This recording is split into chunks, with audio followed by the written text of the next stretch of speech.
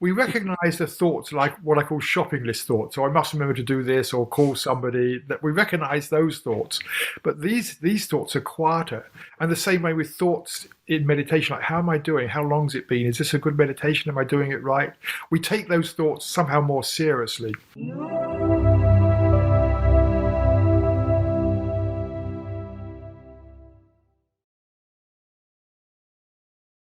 I'd like to welcome to the show Peter Russell. How are you doing, Peter? Lovely to be with you, Alex. Yes, great here. Thank you.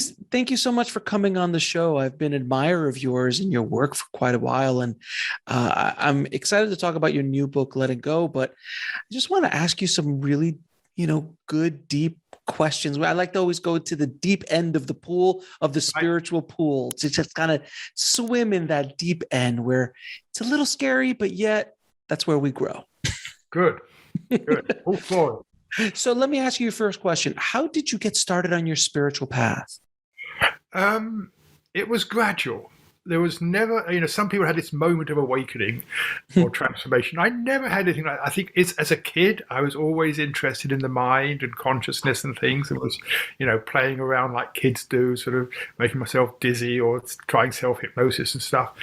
But at the same time, I was interested in science. I was a budding mathematician, and I went to Cambridge University in England studying maths and then theoretical physics. And I thought that was where my direction was going to be going. And then gradually realized that however much physics I did or anybody did, it was never going to explain why we were conscious in the first place. And this struck me as an anomaly because all mathematics and most of theoretical physics takes place in the mind. I mean, we do experiments, but all the working things out, the hypotheses, the conclusions, the laws, and all the math, it all takes place in the mind. And yet, according to science, we shouldn't have a mind. We should just be sort of biological robots going about their business. Right. And that struck me as strange. And so I started thinking, okay, what is consciousness? How does it relate to the brain? Those sorts of questions. And actually did a degree in neuroscience, thinking that would help. But it didn't. They weren't interested in consciousness. They were just interested in the brain, which was fascinating. And then I realized the way to study consciousness was to look inside. Like consciousness is a subjective thing. It's not something material you can measure out there. So the way we explore consciousness is by turning our attention within ourselves and observing our own consciousness. And so that took me off into looking at techniques of meditation and things. At this stage, I'd been totally, I would say, an atheist. I completely dismissed religion as a kid, like just a load of weird, old, ancient mumbo jumbo that was completely irrelevant to modern life. But as I delved more into meditation, I started getting interested in Eastern philosophies and things and began to see there was something underlying the different spiritual traditions. And that deep down, they all had a very similar core. And I got fascinated in that. So I got more and more interested in what was spirituality. Not so much the different religions, but what was that common essence underneath them all. And it seemed to me they were all saying in one way or another, we get stuck in a very short-sighted worldview, whether it's, call it self-centeredness, egocentric, materialistic, whatever. And they were saying this limits us, it limits our relationships, it limits our potential, and there's ways to step out of this and become, in the most neutral terms, in touch with our true self, our inner being, and that has great benefit. And so I just became fascinated by that and started looking into what is the essence, this deep, deep essence of spirituality. And the more I did that, the more, I was practicing meditation, and more this seemed to be something really important to do, that the world we're in today, if we look at it, most of the problems either have their source or the reason we're not dealing with them properly come back to human thinking, human needs, human values, human greed, love of power, self-centeredness, whatever. And so I began to see that what the spiritual teachings were saying was actually going to be really, really important for the world today.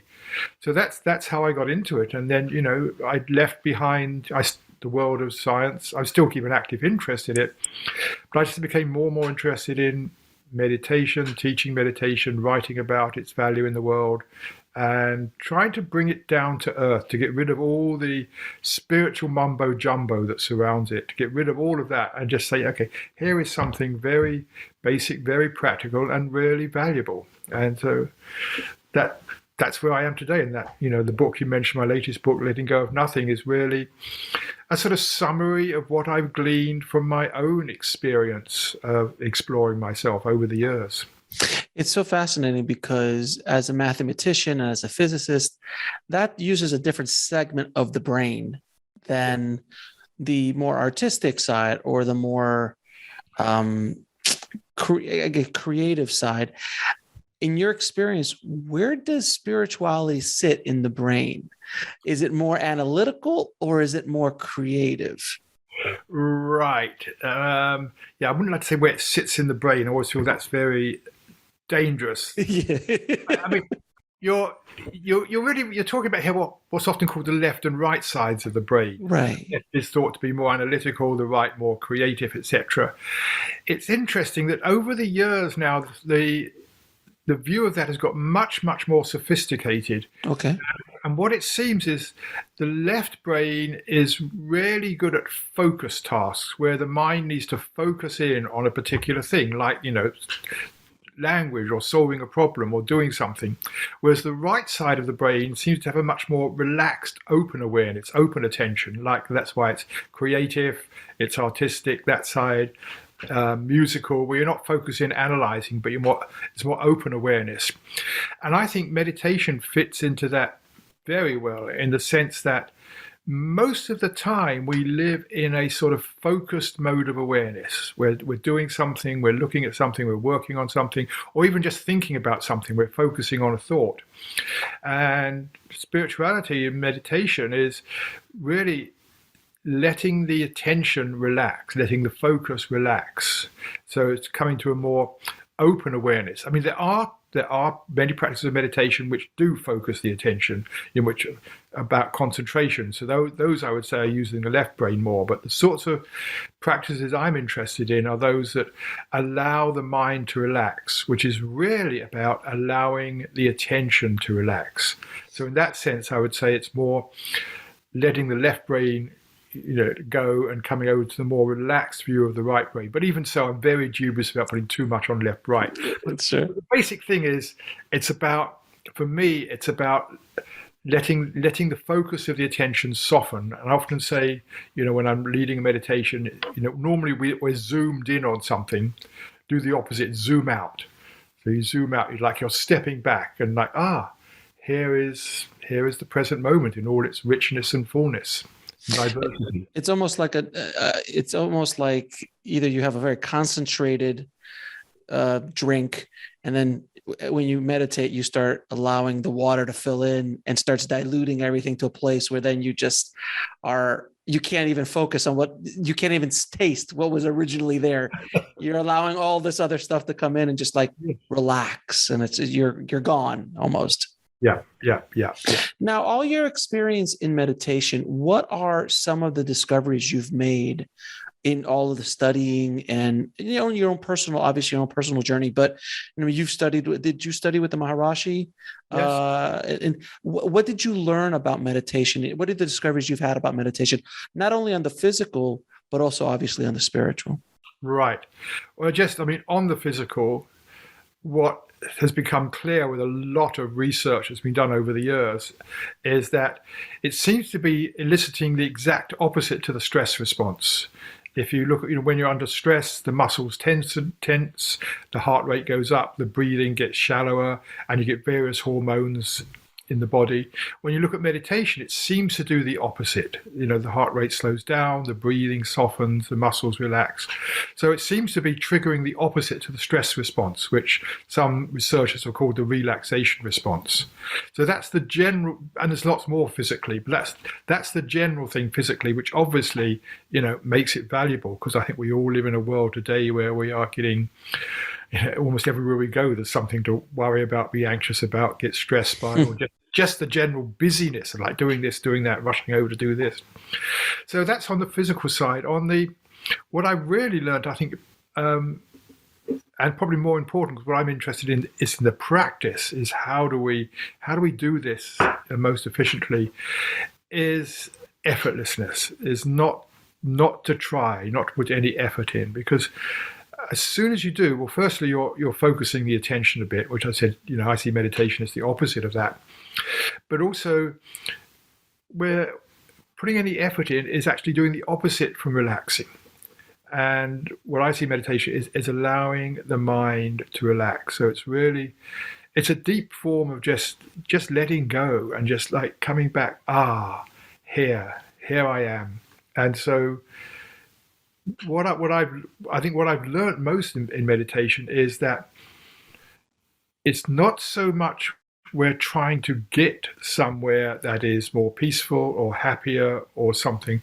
We're not so much trying to get somewhere else or discover something new, but that state of feeling at ease and peace is our natural state of mind. It's how we feel when everything is okay, when we're not anxious or worried or whatever, planning something. When everything is okay, we feel okay inside. And so meditation for me is really about taking away the layers or the veils that hide that natural state of peace and contentment.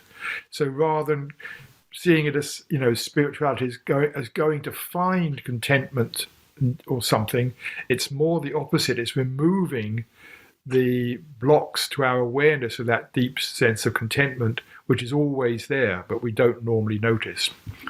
It's funny that you say when I was younger, I would go through periods. We all always, most of the time, especially when you're younger, are worried about something. School, friends, money, car, something.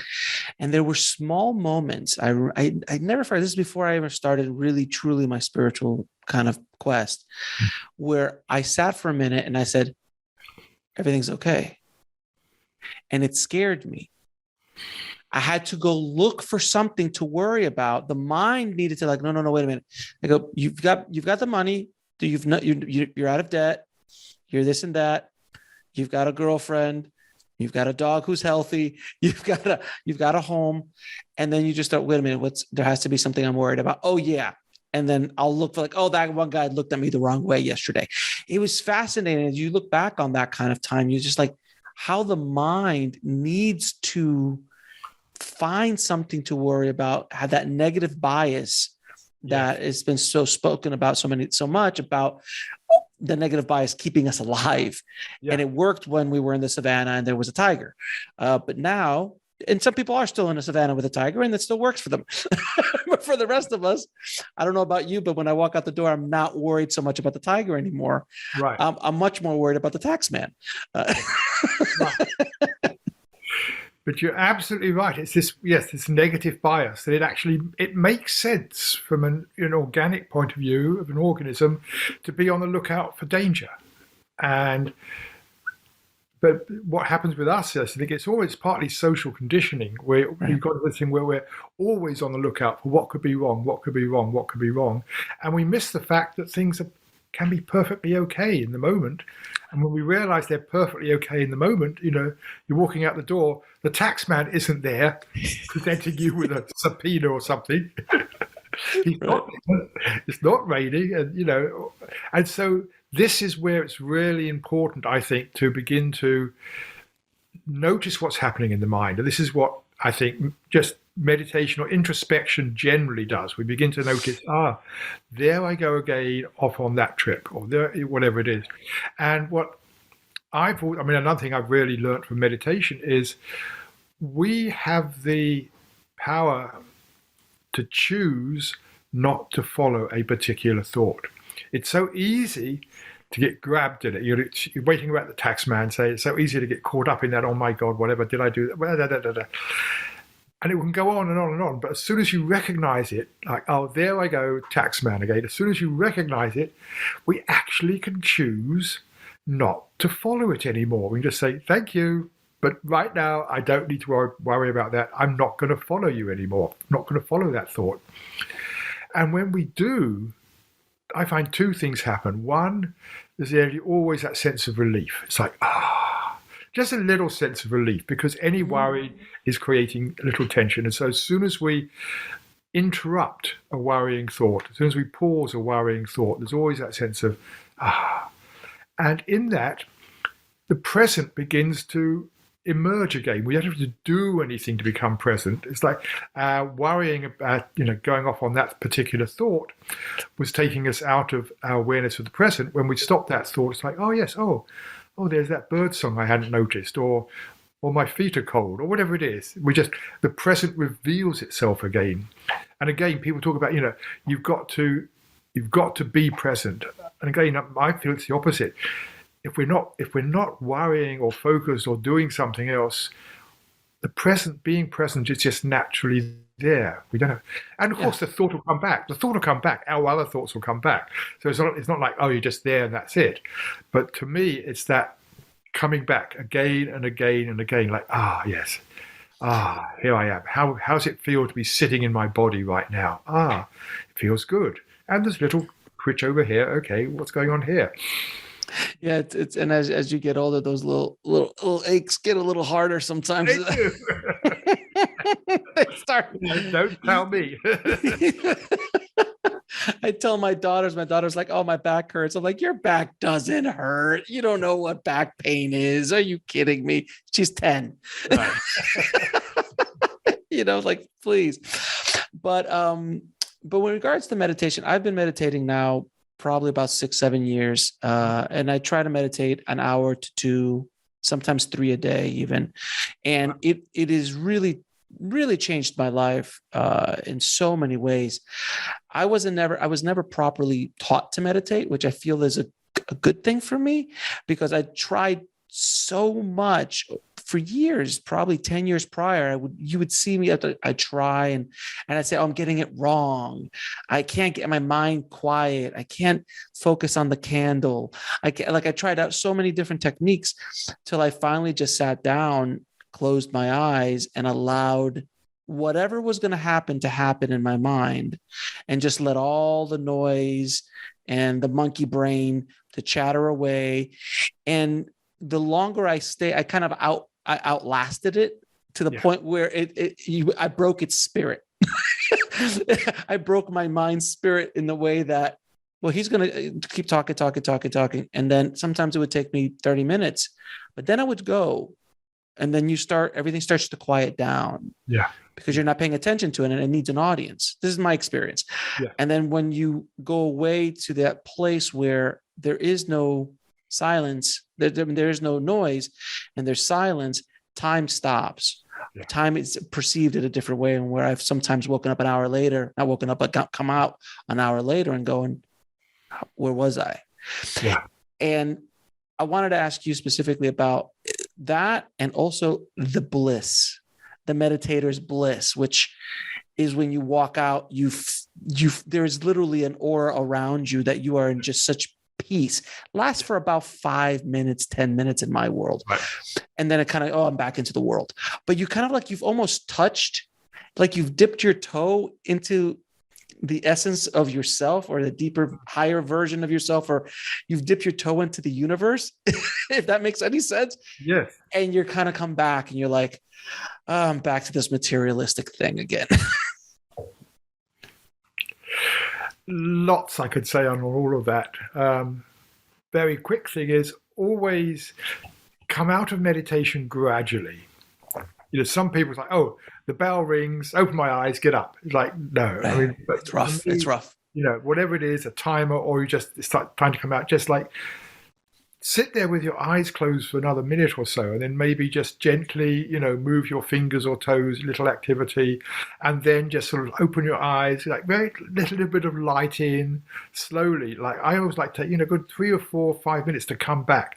And that way, that sense of bliss, whatever it is, the contentment will stay with you more. If you just jump out, you'll lose it. So the slower you can finish a meditation, I find, the more that wonderful feeling stays with you. And I mean, you're absolutely right about trying to control the mind, watching a candle or whatever. As I said before, there's many techniques which do that, and I don't think they're that successful, because if you're not if you're not getting anywhere, try harder. I told you it was difficult. Try harder. And it's going to take you years to get somewhere. And so you try harder. The teacher says, I told you it was difficult. And it's a vicious circle. And It it's is. so sad, this vicious circle that people get in. And that's what I said I liked about Maharishi's teaching is like, don't try at all. If you notice any trying, stop it. Don't even try not to try, but just like any trying, say, there I go. I'm trying to meditate, and do what you're doing, which is basically sitting quietly, noticing, all the chatter that goes on. And what I do is little thing is like, but then whenever I notice a particular thought, what I was saying earlier in daily life, or when I'm in meditation, whenever I notice there's this particular thought again, just saying, okay, thank you, and just choose not to follow that thought anymore. So I'm just coming back to the body, coming back to the present moment. And then a bit later, another thought comes up. So just that thing of deliberately in the practice, when I notice I'm in a thought, choosing not to follow it. And then just gradually, as you say, we just settle down quieter and quieter and quieter. The bliss you mentioned, it's interesting because I think I mentioned this in the book. The word bliss, this is often used in meditation circles, is a translation of the Indian word ananda. Mm-hmm. And that, I think, way back, 200 or 300 years ago, when European explorers were discovering India and other religions, and they were looking, what do these words mean? It got translated as bliss, which I think is slightly unfortunate, because bliss in our culture means some like amazing, overpowering, ecstatic experience. Euphoria, almost. Yes, euphoria, which it can be. And not to say that cannot happen, it can be. But if you look at the actual Sanskrit, the root meaning of bliss, the root meaning is deep contentment. Deep contentment.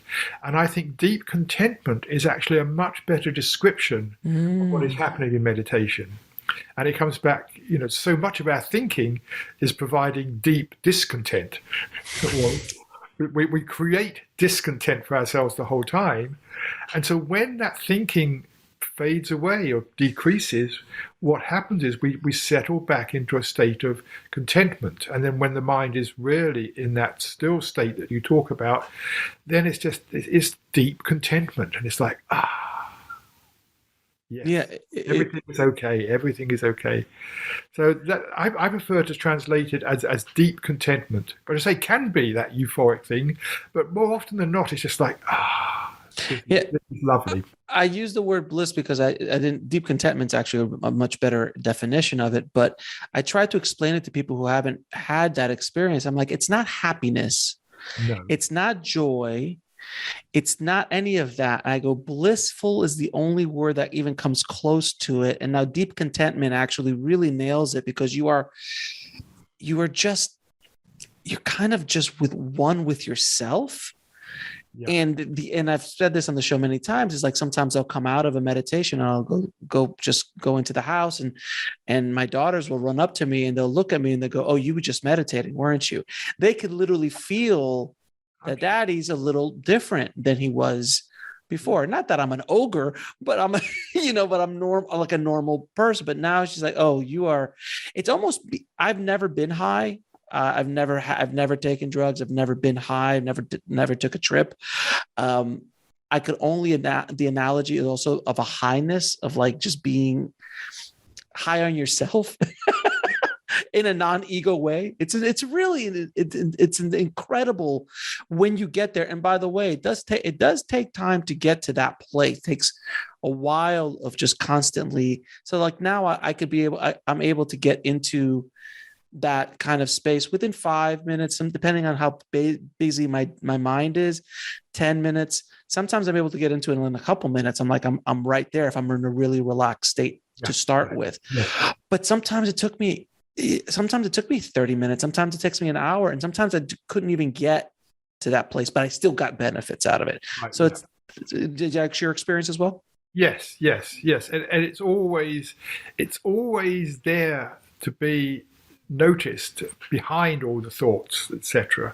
Yes, it gets easier and easier. And for me now, because I've been meditating longer, I say I could just almost immediately, I can stop, take a few deep breaths, and and then just Ah, yes, there it is. There it is.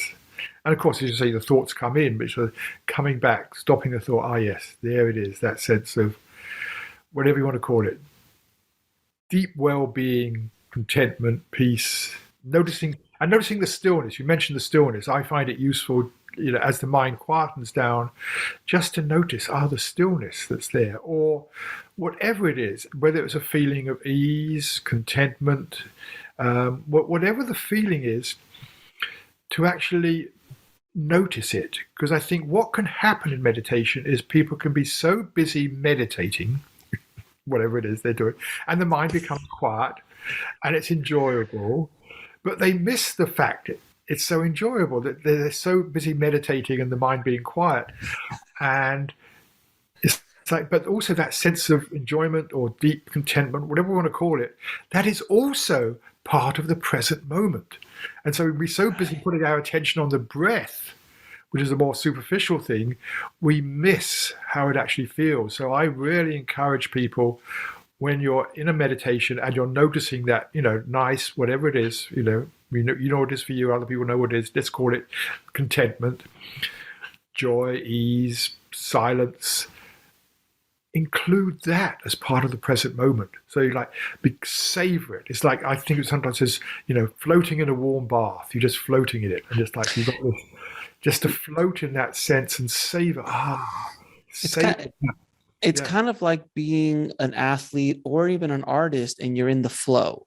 That concept of being in the flow, being so in the moment of what you're doing that it becomes meditative. I know many times as an artist, I've been working or writing, and you completely lose track of time. It happens to any artist, anybody even working, even someone who's doing a manual job. Your mind is so focused on one thing that you lose track of time. That's the flow, and meditation gets you, and you live in that moment at a much deeper place than if you're, an athlete, like a professional athlete, when you block everything out and you just get the ball into the basket or so on and so forth. It's pretty fascinating.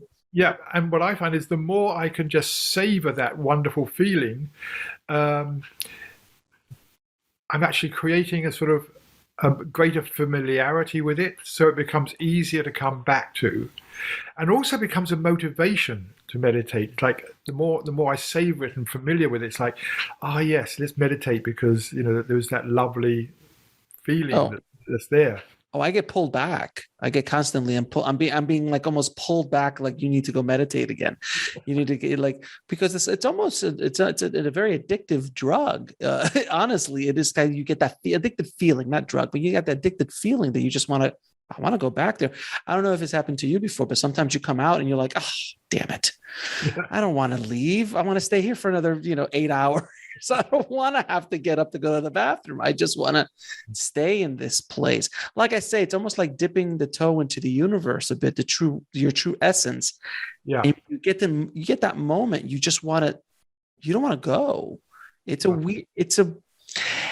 it's as close to a near-death experience as you're going to get, because you get to touch the other side in a sense.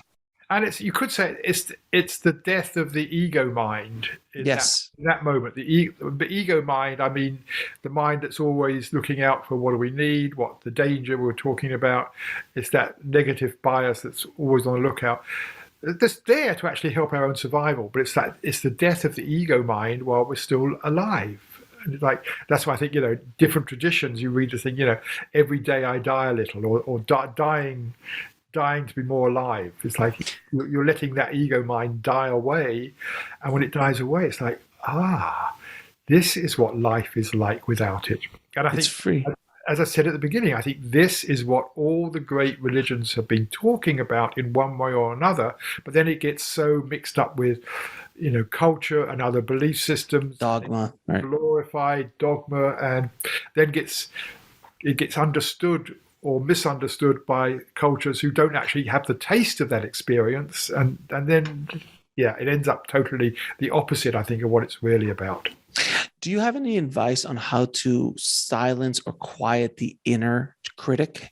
that little voice that's constantly talking to you, you're not good enough, you're not this enough, you're not that enough, the thing that stops you from moving forward in a pursuit of yours in life, because it's, at the end of the day, from my understanding, it's there to try to keep you safe. It doesn't want you to have pain. It doesn't want you to fail. It doesn't want you to get ridiculed or get hurt. It wants to keep you in that little, the happy place where the tigers, there's no tigers there, Right. but that's what they want. So how do you quiet that mind? How do you break through that barrier in your experience? Right. This is important because it's very insidious. It's there in the background. We recognize the thoughts like what I call shopping list thoughts. So I must remember to do this or call somebody. That we recognize those thoughts, but these thoughts are quieter. And the same way with thoughts in meditation, like how am I doing? How long's it been? Is this a good meditation? Am I doing it right? We take those thoughts somehow more seriously. So with these sorts of thoughts, the inner critic thoughts, particularly the inner critic. One, I mean, when you recognize is when you while you're wrapped up in it, you're wrapped up in it, and that's it. I mean, it's there, but there come these moments where it sort of run out of steam or something interrupts you, and you suddenly realize, oh my God, there I am in this game. You can do this thing I was saying earlier about just choosing to pause it, not to follow it, but because it's so sort of deep, it'll sort of often keep going there in the background. And one of the things that I found valuable, just from my own experience, is to just think of anything I'm grateful for, just to get in touch with some sense of gratitude. Anything, it doesn't matter what it is. What am I grateful for in life? Because it's almost the opposite. The inner critic is telling you, you're not very good, you've got to do this or watch out for this. And just pausing and having a moment of gratitude, somehow it does the opposite to my mind. It diffuses it. And it's like, yes, and I'm grateful for, it's a lovely day, or I'm grateful for, being alive, or I'm grateful for whatever it is, or having good friends, or I'm grateful for whatever. And just to pause and be grateful, for me, it is a way that works for me to interrupt it. Now, there's also this thing that we do to ourselves, which is the stories we tell ourselves. The living in the past, which is our memories, living in the future, which is our imagination, and not living in the present. But specifically those stories that we tell ourselves. We can't do this because of this. We can't do that because of that. All of those stories that some holds on to them for their entire life. Like their entire life, they are angry and bitter because they've just constantly told themselves these lies, again, by that voice, whoever that is, we'll call it the ego, trying to protect them.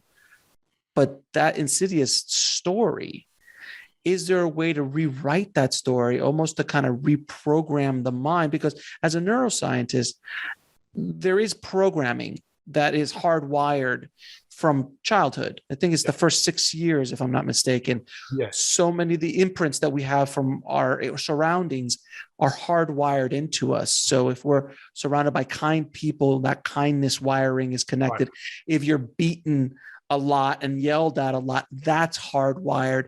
And it takes a lot of work it's not software, it's hardware in the mind that needs to be I've heard the groove of a record. It's kind of like you got to scratch it to disrupt it. Yes. And if, some people, if you've had, real severe trauma, I think you probably need to get help from, therapists who specialize in this, who can help you actually, see it, come to terms with it, maybe undo it. But I think it's undoing our reaction to it, which is important. So it's not always easy, but in the sort of more everyday stuff from childhood or everyday stories, is for me is to again recognize when I'm telling myself a story. There I go. There's that story, and then to see it's just a story. And a technique that I use, and I used to use this when I was working a lot with other people. And actually, I worked in the corporate world where where everybody has their stories. Is to say, the first question is, what's the value of this story? Why is it there? it has a purpose. It's there because of something that happened in your life, or because there is something about this story which is true. I mean, for example, let's take someone made you angry. You have a story about how awful they were, what a blah blah blah person they are, etc. That's the story, and there's something to it. They did say something or didn't do something that upset you. So yes, the story's there for a reason. But then to turn it around and say, but what does the story stop me seeing? What does the story stop me seeing? And that's a way of beginning to get free from it. So if it's somebody who's made you angry, what is that story that I'm telling myself about what an awful, shitty person they are? What does that stop me seeing? It stops me seeing that maybe, they misunderstood what I said. Maybe, they were wanting something from me. Maybe they had too much coffee this morning. Maybe they got problems going on in their relationship or family. What does it stop me seeing? And what it stops me seeing is actually being more compassionate about the other person. And I can begin to put myself in their shoes rather than get locked up in my story of what's wrong with them. Mm. I can put myself in their shoes, and the story then begins to soften, begins to go away. Not always completely, but it begins to soften, and I don't get so caught up in it because I can see there's another perspective here that I hadn't been looking at. So the idea of sometimes our deep-seated stories, our deep-seated trauma, let's say, that could be mom and dad, could be brothers, could be school, whatever it is. Sometimes the thing that triggers you has nothing to do with what it was, but it's connecting to a tremendous amount of trauma that makes you snap. And I'm going to use the perfect example of what, as of this recording, what recently happened at the Oscars with Will Smith. I'm not sure if you saw what happened. Where I didn't see it, but I've read about it a lot. I mean, everybody in the world has talked about it. At one point, it is when, Chris Rock, a very famous comedian, said a joke about his wife. Right. And Will got up on stage and slapped him. Yeah.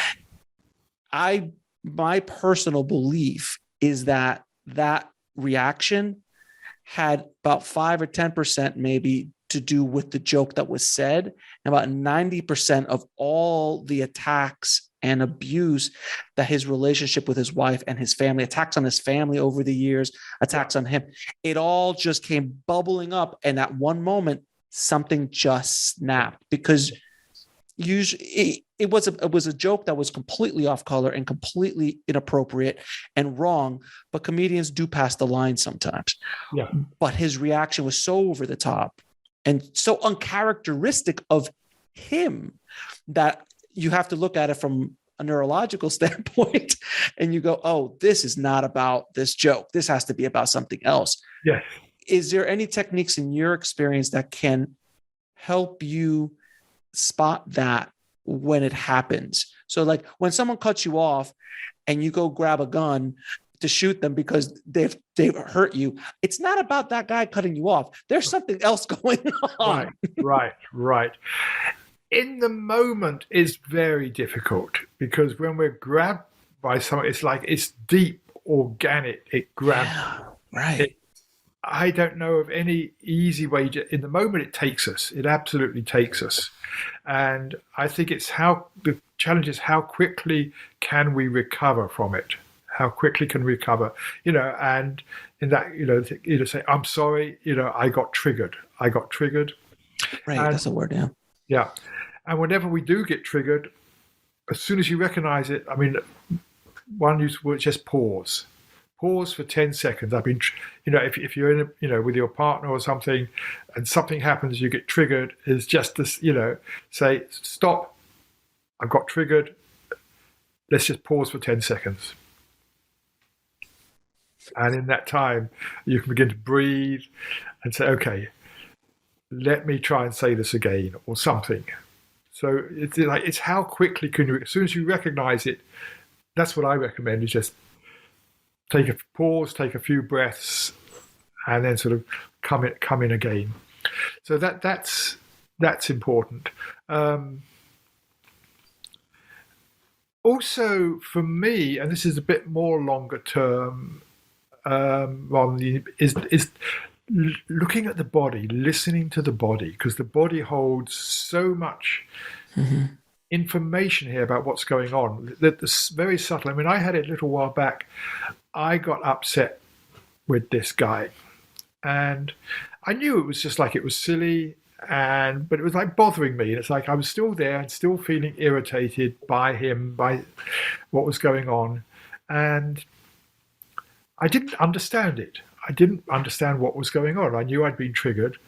And I sat down and I just said, okay, let me just feel into my body, see what's going on in my body. Just being curious. Is there any tension here? What's going on? Different feelings. And as I sort of just went into my body and sat there and just noticing whatever was going on in association with this situation, suddenly an image of my father came up. And I realized it had triggered something. It wasn't a major thing with my father, but there was a certain pattern with my parents that I didn't really like. It wasn't a big trauma or anything. It was just a certain pattern in terms of how we were that I didn't like. That had got triggered. And it's like, if I hadn't sat down and said, let's listen to my body, I'd have never worked that out in my mind. My mind was still like, what did he say? What was it? What was that? Blah, blah, blah. But just by stopping, listening to the body, it's like, that's interesting. And once I saw what was going on, and I say it wasn't a major thing, it's like, oh, that's interesting. It's like, okay, thank you. Now, is there, in your experience, in your studies over the years, is there any techniques or any advice you can give people listening how to connect with their higher self, how to connect with their true nature? Completely forget about trying to connect with your true nature. Because it's this thing.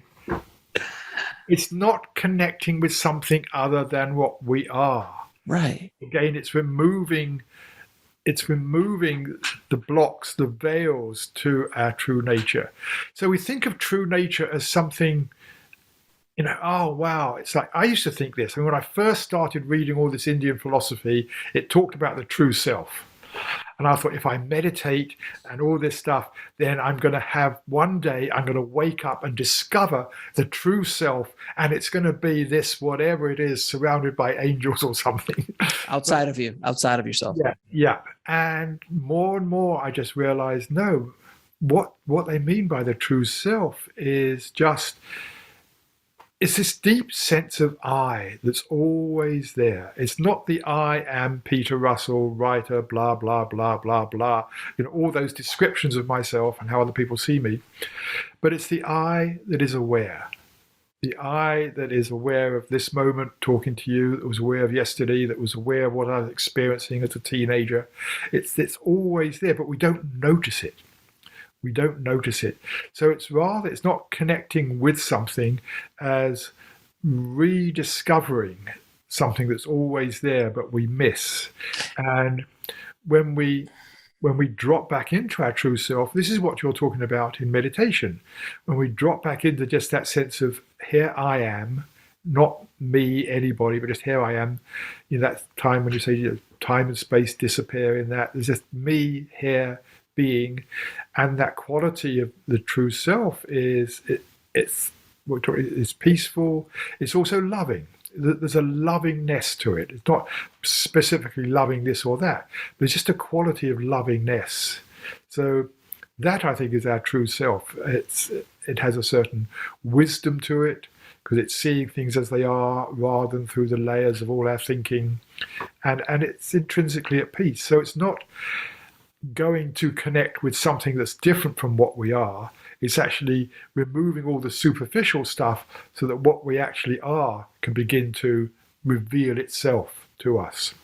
It's kind of like the story of the Golden Buddha. Yeah. You know that story, of course, right? Remind me of it. I say yes. I'm just thinking, do I know it? The Golden Buddha is many years ago, there was a giant Golden Buddha in Thailand, and there was invaders going to come in, and they were worried that they're going to take the golden Buddha. So what they did is they just started piling mud on it and piling mud on it, piling mud on it till it became a big mound of pun. And when the invaders came, they looked at it as like, oh, that's just a pile of dirt. And they kept going. But then it got lost in history. And then couple hundred years later, some kid was walking by and he sees a little shiny gold dot, and he starts digging and digging. And then all of a sudden they just start pulling more mud till they finally reveal the golden Buddha. And that's a wonderful parable. Yes, actually, I didn't know that. Thank you. I didn't know that one. I was thinking of something else. Oh, yeah, and that's the way it is. We stuck on this mud. No, we live. I mean, I think, many people, Most. me, some of the time, I live where all I see is the mud. Like the way about the tax man, or this or that, or what's going on. And we forget. It's almost like I forget there's the golden Buddha underneath. There's that, exactly, because it got lost in time and people were just walking by and they're like, oh, there's the big pile of dirt over there, but no one really realized that there was a golden Buddha underneath it. And it's the same thing for us. I think we walk around with just piles of mud, and we use mud as the analogy of the stories we tell ourselves, society, culture, religion, everything. It's just all this stuff that gets piled onto you, this mask that we wear. I've said this story a couple times in the show, but I come from the film industry and I love talking about analogies in the film industry. So I believe that we are the actors playing a part in a scene. Yes. But unlike the actors in a normal movie, I use Hannibal Lecter and Anthony Hopkins. Anthony Hopkins knows he's not Hannibal Lecter. At the end of the take, he can go back to his trailer, go back to his home, and he's Anthony Hopkins. Yeah. The mistake is that we all believe we are the characters that we are playing and identifying with the characters. And if you look at it as a movie analogy, if you thought that if Anthony Hopkins would never let go of Hannibal Lecter as a character, that's insanity. Yeah. That's literally the definition of insanity. So that's what we are going through in a way. It's kind of letting go of the character to understand that we are truly Anthony Hopkins. We are truly me, just that sense. Correct. That I am not. I could change my name. I could change, many things. I could even change my gender these days, all the things I identify with. Mm-hmm. But that sense of I would still be exactly the same. That sense, that deep sense of I-ness, which is always there. It's always the same.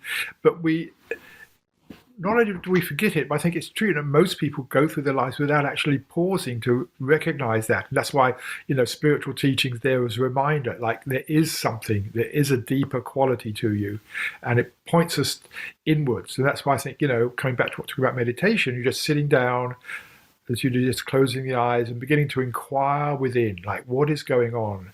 And something else, it's like, we get caught up in the thoughts, but also just to ask questions like, what is actually going on here? What's behind all this? And that's when you maybe notice the quietness or the silence, just like, and who is aware of all this? What is it? Who is it? What is it? Not who so much, but what does it mean to be aware of all this? What do I mean by I? That's a very useful thing in meditation, just to hold that question, not as an intellectual question, but like, what does I refer to? What does I refer to? And just like being, what does I refer to? And it's like, oh, it's just this sense of being that's always here. It's like, it's fascinating exploration. Now you learned meditation from Maharishi, correct? Maharishi, yes. Maharishi, yes. Yes. So the teacher of the Beatles, TM. Yes, TM. Yes, exactly. I had another guest on who was at the ashram with the Beatles. He was lucky enough to actually stumble upon. I was nearly there with them. And he took pictures, and it's like some of the few pictures ever of the Beatles. Oh, I think I know his book. Yeah, he just released a book, and he has a documentary came out about it, and everything's fantastic. Yeah, I know the guy. Yeah, wonderful person. But so you were there with the Maharishi. What was it like being in his presence? What did you learn from him besides meditation? Is there anything else that you pulled from that experience? So much.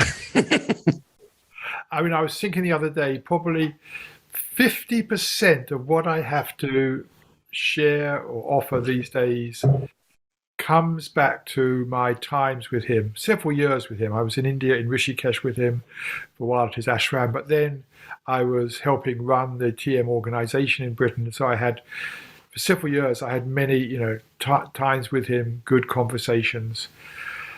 I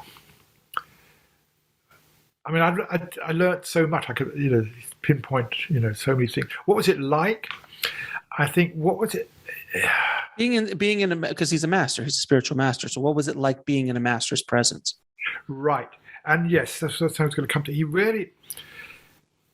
He was a master, and what I realized being with him, listening to him, what he was saying was coming out of his own experience.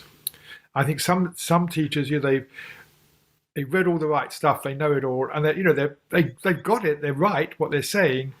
But with him, stuff would blow me away what he was saying. And I realized this was coming from his own experience, and that to me is the mark of a true master, is they're talking from what they've discovered in their own experience. And he was continually turning things inside out, the teachings. Like he was saying, so often we tend to sort of imitate the qualities of awakening, enlightenment. So I suppose that's a classic example, an enlightened person, wouldn't do this, they wouldn't behave this way or whatever it is. And so we start saying, okay, I mustn't behave that way. I'm becoming enlightened. Or you see this, a lot of talking about traditional religion, so and awakened people don't get caught up in, sexuality so much. So I must become celibate to become awakened. Whereas what he was saying is when you awaken, then maybe some of that, sexuality doesn't seem quite so important. The stuff that's rather sort of misguided and abusive is no longer there. So that begins to unfold naturally as a consequence of awakening, rather than we chase the consequences hoping that's going to lead to awakening. So things like that really, really struck me. The times we'd sit in his bedroom late at night just delving deep into, well, if in the Brahma Sutras it says this, but in the Bhagavad Gita it says this, how do we marry those two ideas together? And, I can't remember what his answers were, but I just remember times like that. It was, yeah. It's really interesting because, someone like Yogananda, who's also another spiritual master, he would always, I think it was great. I forgot who it was, but he was talking to his one of his disciples, and they were saying, Yogananda, I can't stop all of my vices, because of the stuff that you're teaching me. I want to keep doing it. And Yogananda was like, do you drink? He goes, yes, you may continue. Do you have promiscuous sex? He goes, yes, you may continue. Do you do drugs? Yes, you may continue. He goes, but if you continue with these teachings, I'm not sure that you're going to want to continue this, which is exactly what he said. Because if you keep going, do you. But if you keep going down this road, those things are going to fall away because they will naturally begin to fall away. Yes. Which was so profound. Yes. What a wonderful teaching. Right. No, I was always fascinated because I've heard, like I spoke to the other the filmmaker who was with the Beatles, and now you who talked to Maharishi. I always am fascinated when I can talk to somebody who's had deep experiences with a spiritual master that was either living or is currently living, and what that energy feels like in the conversations.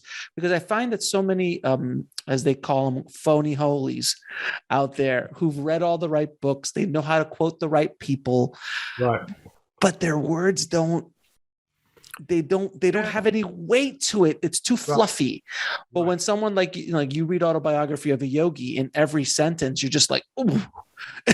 or the Maharishi, you like, oh, you just feel the depth, the weight of the assurance, almost of a knowing that they have, that it's not coming from a superficial place. It's coming from such a deep place that you can sense it. And that's why I was wondering if you were able to feel that. Exactly. It's coming from their own awakening experience rather than an understanding of what it's about. Yeah. Right. Yeah, exactly. It's kind of like I love your analogies like, oh, I have to be celibate because awakened people are celibate. It's kind of like, well, if I want to be an NFL player, I must eat 7,000 calories a day to gain muscle. He goes, yeah, but you forgot about the working out. So like, no, they're at a different place. Yeah. You're looking at the result, not the journey that gets to that place, Yeah. Yeah. which is so, so fascinating. In your book, there's a chapter called The Parable of the Rope. What is the parable of the rope? It's something I came up with. It's about letting go, and it's actually relevant to what we've been talking about. The parable of the rope. What I tell in the parable is some guy is holding on to a rope. He's holding on to this rope. He's got to hold on. He's up in the air holding on to this rope. And everybody's telling him it's so important to hold on. And everybody else, he looks around, everybody else is holding on to the rope, scared they're going to fall. And that's life. And that's the life, we've been talking about. We're living in the fear, the worry. And so along comes this wise woman and she says to him, you don't need to do this. There's the whole spiritual practice of letting go. And he says, what? Come on. This is so important. And so she says, let me just give you the first initiation. You're willing to lift one finger. She said, I promise you, if you lift one finger, you'll feel a little easier, a little better, a little taste of bliss. And so he says, okay. So he lifts one finger and he does feel, it's a little better. And so it goes on, she persuades him, you can feel even if you lift a second finger, and he musters up the courage, a second finger, and then, she comes to the third finger and he's like, all right, can I do this? So he finally does, and he's hanging on by his little finger. And in the parable, she says, I've only taken you so far. I can't do the rest for you. Just trust me. You have to do the final bit of letting go yourself. You have to let that little finger soften and relax and let go. And he's like, what? Anyway, he finally does, and nothing happens. And he realizes he's been standing on the ground the whole time. And this is the parable. We stand in the ground of our own being. The sense of deep beingness, the I am, it's there. We're standing in our own being. We're out there holding on to all these things we think are important to hold on to in order to be happy and have life go well and all this stuff. We're holding on to them all. And then when we finally, let go, it's like, here I am. I didn't fall. Nothing awful happened. I'm just here, standing in the ground of my own being. It's a fantastic parable. It's a fantastic story because it's so true that we hold on to so much. And this whole conversation has been about letting go, which I love, which is about the title of your book, about letting go of stories and things and beliefs. I've discovered that I've tried to control the boat that's on a river for so long. I wanted to go faster. I wanted to go a direction that I wanted to go on. I'm trying to control constantly. And it's rarely ever worked out for me. Sometimes I even get out of the boat and push the boat in the river to go faster inside the river. It's like you're trying to push the river to go faster. And I finally, in my years walking the earth like Kane from Kung Fu, I've discovered that you've got to let go and let the trust and have the faith that the river will guide you in the direction that it is best for you. And that is the ultimate ability, because you are literally just letting go and letting the universe, God, whatever you want to call it, guide you in the direction of where you're supposed to be in this life. And that's extremely terrifying for most human beings. It was for me. But once I realized that and I finally just let go and close my eyes, I was standing on the floor. And it's very similar in that story. Do you find that as well in your experience? Yes, I do. And to say that's not to say we shouldn't, be proactive and make. Oh no, you've chop wood, carry water. Chop wood, carry water. Not just saying whatever. No. I agreed. But it's about being open. It's being open to what shows up. And I think when I look back at my life, all the major things that have happened, the significant things, happened despite my planning. specifically despite your planning. Yes, there are things like little coincidences. I'd meet someone who'd say this, or here's an opportunity, whatever. I never planned to go to India with the Maharishi. He said, do you want to come? I said, yeah. And it's like things coming along and saying yes, or sometimes things come along and saying no. It's like, but being open to what presents itself. And within that, yes, there's a lot we, need to do. Like, if I'm going to India, yes, I need to plan. I need to earn the money to do that. And Right. work out how to get there and do all this and make sure I have the time. So there's lots of that needs to go on. But not deciding too far in advance what my life is going to be. Yeah. Yeah, I think it. If you want to make God laugh, tell him your plans. Exactly. And I think only through age do you realize that plans generally, it never ends up the way you planned ever. Right. And most of the times, thank God, it never ended up the way you planned, because if everything that you would have planned had come true, your life would be an absolute disaster. Yes. Am I right? I'm like, from that first relationship you wanted in school, like, oh, that girl's so cute, I really want to date her. When she said no, there was probably a really good reason why. That could have gone off into a terrible thing. Or I wanted that job, or wanted this to really work out. I wanted to build an empire doing this, but really that's not the path you need to be working. So the universe is constantly pushing you, and sometimes it nudges you. Yeah. And when you don't listen, the sledgehammer comes out. Yeah, definitely. Yeah. Now, I look back on my life now, I probably wouldn't change a thing. Maybe a couple of tiny things, which maybe I, were in my youth, things that I actually look back on with a little embarrassment. Oh, God, the youth, the wasted youth. Basically, where I am now, I am content. Life is good. If I went back and changed anything, I might not be here so content. I might be, but who knows? Not in this incarnation, not the way we are right now. We are the mistakes we've made, the journey we have, I call it the shrapnel of life that comes at you. It is who we are, and without it, we wouldn't be who we are. There was a book, one of your early books that you coined the phrase, the global brain. Global brain, yes. Can you talk a little bit about the global brain? Yes, I wrote this way back. It came out of my college days. I did a graduate degree in computer science as well. So I thought that was going to be my career, science, computing. And I was working on some of the very early networking of computers, and realized that this was in the early 70s, that the direction of computers was not going to be bigger and bigger computers, was actually going to be linking computers together. And I was working on getting two completely different computers to communicate. We had a cable this thick coming through the ceiling, right? Which would be a fraction of the power of your USB cable today. Anyway, so I then looked around and saw the Gaia hypothesis had come out. James Lovelock had produced the Gaia hypothesis, saying that the whole of the living system of the Earth functions as a single organism. And I said, well, okay, we know what the rainforests are like, the circulatory systems. They're doing this, and they're also a bit like the liver and things. What's human beings doing here? We're this young upstart in the ecosystem. What are we doing? And it strikes me what we're good at is processing information. We are the information processors. So that led to the idea of we are like an embryonic brain growing for the planet. And then I saw, what was happening with computers, and the networking of computers was going to start linking the nerve cells of the global brain, i.e. human beings, going to start linking us together into a collective, much more collective system, which of course, over the 50 years since then has been happening. Now, here we are.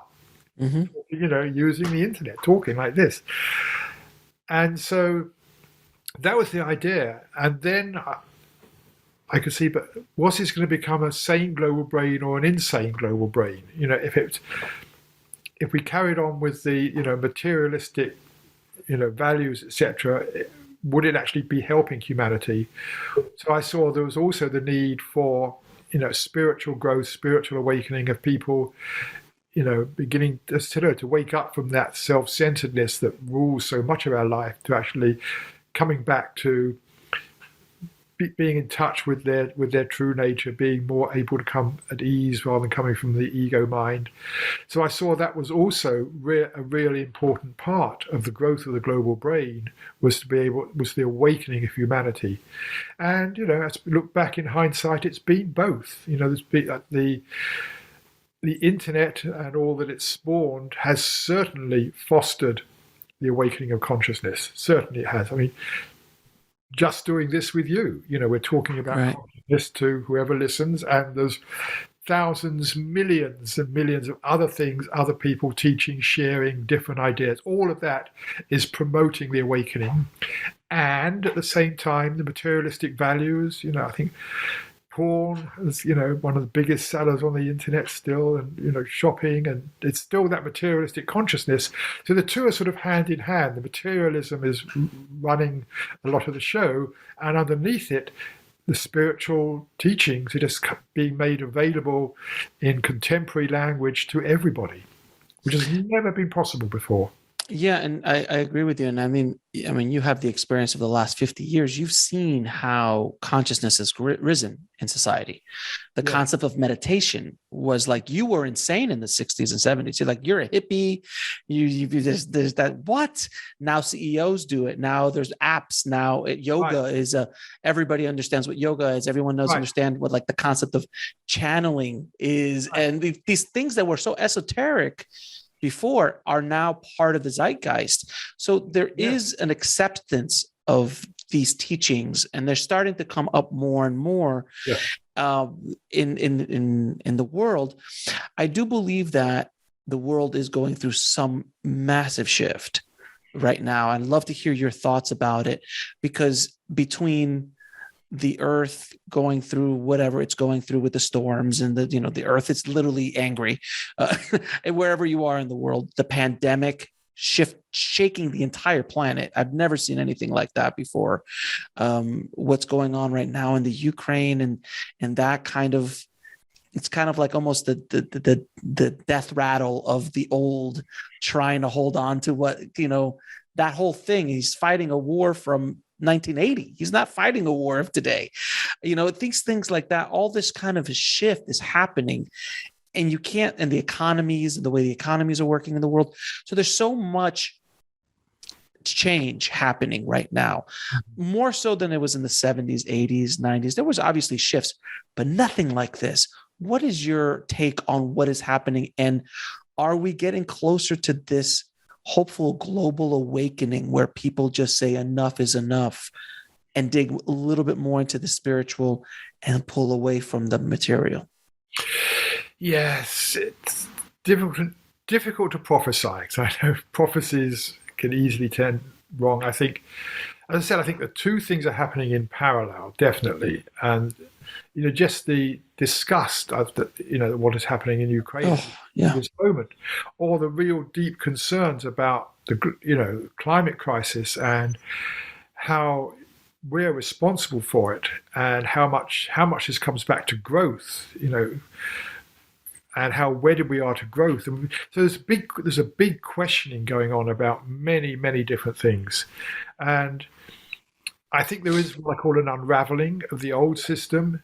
And the unraveling is not going to be easy. It's going to be, different things are going to start falling apart. And it's going to be hard. We're going to see a lot more of that coming. So I think that's the pessimistic side, is you ain't seen nothing yet. There's more and more. The systems are breaking down. The systems are breaking down, and that's not going to be an easy ride. And I have great faith in people, what people can become, and just the more of us that can, let go, can awaken, the more compassionate we can be to others, the less antagonistic we are, the less ruled by our ego minds and fear that we are, the more we're going to be able to care for each other and actually make much clearer decisions for the future, not be bound by the past. It's like, I think we have to let go of the way we've done things in the past and be able to think more creatively, see things with new eyes. I think that's really going to be important. And this thing we touched on, being stable in ourselves, so that we're not everything that suddenly surprising event that happens, we're not shaken so much inside. Like, can we sort of maintain that inner stability and say, okay, this is what's happening. What is the best way to proceed here? What is appropriate? What's needed from me here? So I think we're really going to be called to draw upon our inner resources like never before in order to decide how to best manage the world we find ourselves in. I'm going to ask you a couple questions I ask all my guests. What is your mission in this life? My mission is pretty clear for me. It's basically to distill what I see as the essential wisdom of the world's spiritual traditions, distill that down into its essence, and then to disseminate it, share it as widely as possible in contemporary language, everyday contemporary language, so that people can relate to it and benefit from it. And what is the ultimate purpose of life? To live. Not to try, just be. To live fully, as long as possible, as healthily as possible, as kindly as possible. Yeah. And where can people find out more about your work and your new book? My website, peterrussell.com. 2 hours on the Russell, Peter, PETRUSSELL.com. There's my latest books right up there, bits of it. There's other books. There's lots and lots of videos. There's about 400 pages of writings I've done over the years. All of me is up there in one way or another. And yeah. Peter, YouTube, there's a lot of videos of me on YouTube as well. Peter, it has been an absolute pleasure and honor speaking to you. It has been a wonderful conversation about letting go, and hopefully people listening will let go a little bit more in their life after this conversation, and hopefully after reading your book. So, my friend, thank you so much for all the hard work you've been doing for humanity over these years. So I appreciate you, my friend. Great. Thank you, and really enjoyed this conversation with you. Thank you very much. Thanks for watching. Click on one of the videos below to continue your journey, and don't forget to subscribe. Subscribe. Subscribe. Subscribe. Subscribe. Subscribe. Subscribe. Subscribe.